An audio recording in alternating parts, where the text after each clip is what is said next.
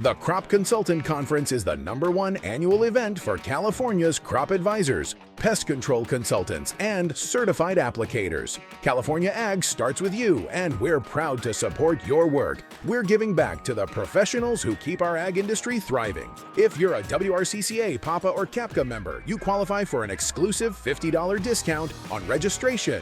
Sign up now to start earning early access CEUs with new expert-led sessions unlocking every month. Then join us in Visalia on September 24th to 25th, 2025 for 2 days of education, innovation, and industry connection. This is your chance to save. Register this month at myaglife.com/CCC using your association's code. California Ag starts with you, your field, your future, your conference.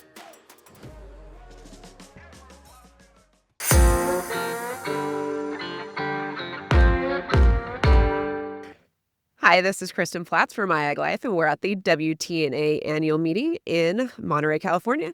And I'm here with Priscilla Rodriguez. She's the Vice President of WTNA, formerly known as WAPA, Western Ag Processors Association, now Western Tree Nut Association. And I'm going to start by having you talk about the name change. What brought that about? And what do you guys want your members to know about moving forward with this new rebranding? So this is an exciting time for us.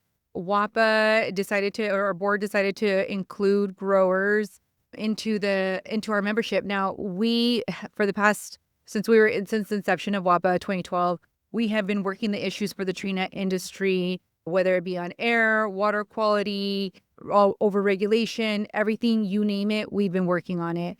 And over those course of those years, what's happened is we've become the trusted source for whether it be legislators or regulators on all issues for tree nuts. So we'd get regulators calling us, whether it be on grower issues like pesticide, nut harvesting equipment, water issues. They were coming to us because we were those that were in their offices speaking on behalf of the tree nut industry. So it was a natural way to include growers because we were already doing that representation for growers. Adding growers now into our membership is going to expand our strength.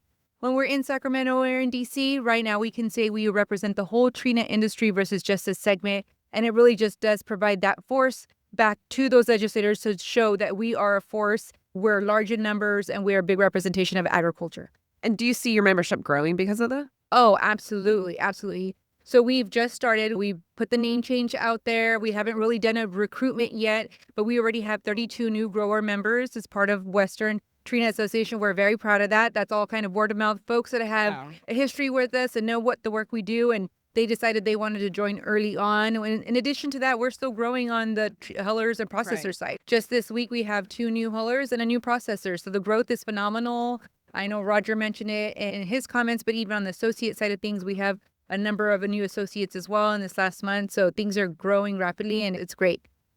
A lot of the stuff you talked about is how you guys use your voice as an association for regulatory issues. A couple I wrote down were just, you talked about FSMA, you talked about EV forklifts, you talked about water, SIGMA, you talked about, many things, but can you just touch on a few of what might be most important to your members and just the overall community? Absolutely. So a couple of things, you talked on FSMA. And on the produce safety rule, right now, especially for growers, there's the last modification or the last final addition to that just went through, which is a pre-harvest water assessment. Now, this is something completely new.